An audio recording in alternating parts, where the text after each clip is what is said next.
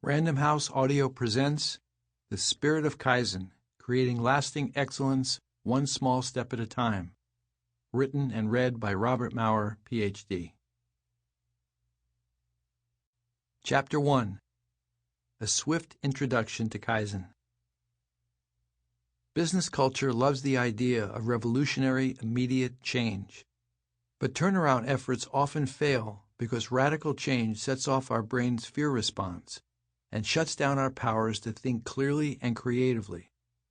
A more effective path to change begins with the small steps of Kaizen. These quiet steps bypass our mental alarm system, allowing our creative and intellectual processes to flow without obstruction. The result? Change that's both lasting and powerful.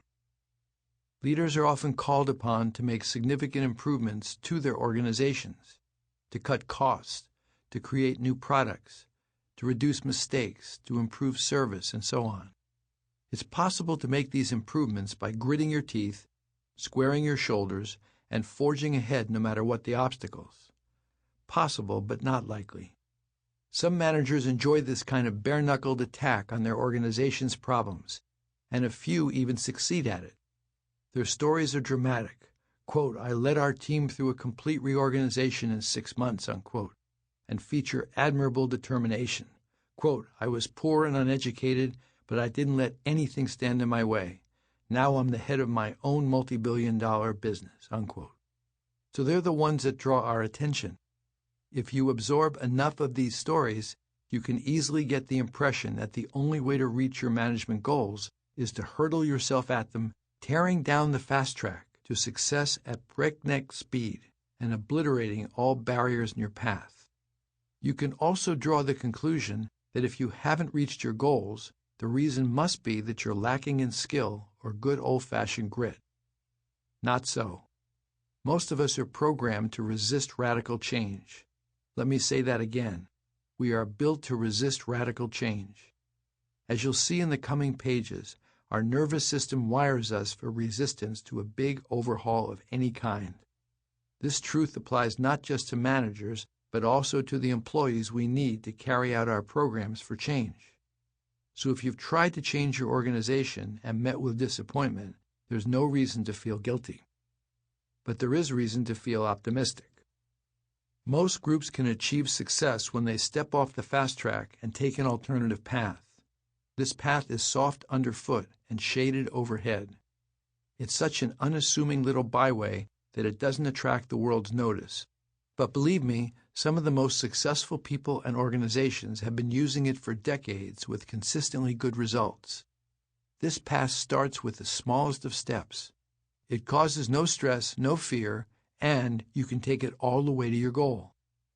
But before I tell you more about Kaizen, I'd like you to meet some struggling business owners. We need something bold and innovative. At the time this story began, I was a clinical professor at the University of California, Los Angeles, UCLA, School of Medicine. I specialized in teaching behavioral health. It was not long past graduation, and many of our students had been hired by existing physician groups or had banded together to start large groups of their own. 4 of the doctors, however, had decided to create a small private practice devoted to family medicine. They were deliberate about this decision. They wanted to give their patients thoughtful personal care, and they worried that their freedom to practice as they wished would be stifled by joining a bigger group. When the practice opened, I called to congratulate the young doctors on their new business. However, the voices on the other end of the conversation sounded far from celebratory. They were in trouble, they explained. They committed to a lease on a beautiful office in a prime Santa Monica location and had taken on heavy debt to pay for state-of-the-art equipment. In addition, each doctor had his or her own student debts to pay off. All of these obligations would have been manageable, they said, with a steady flow of patients, but the patients weren't coming.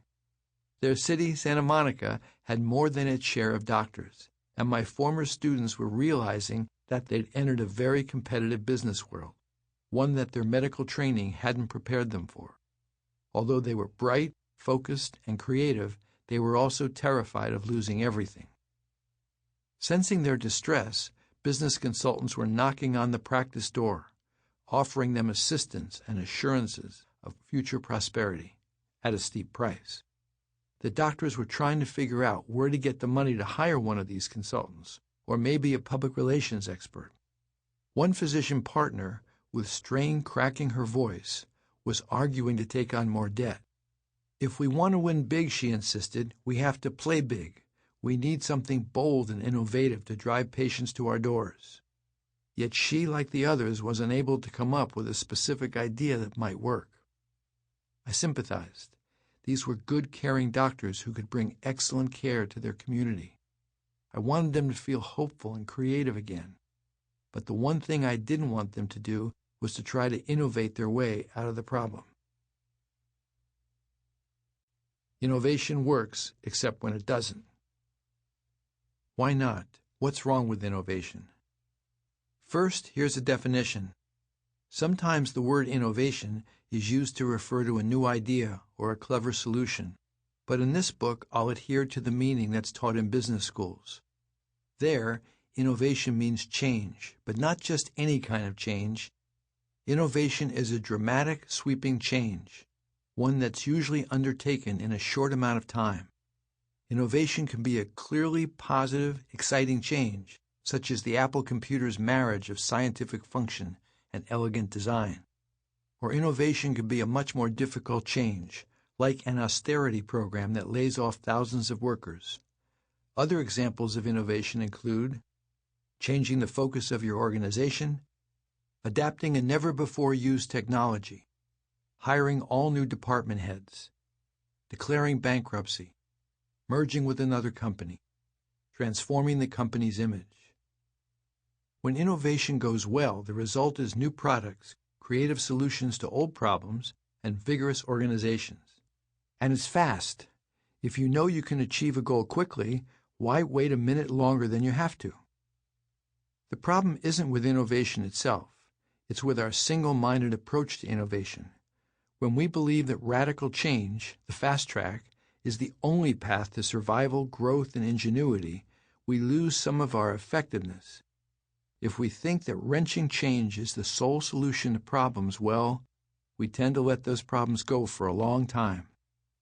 A major overhaul can feel too hard, too painful, and too time-consuming to manage, especially when we have so many other things to do. And so the problem grows.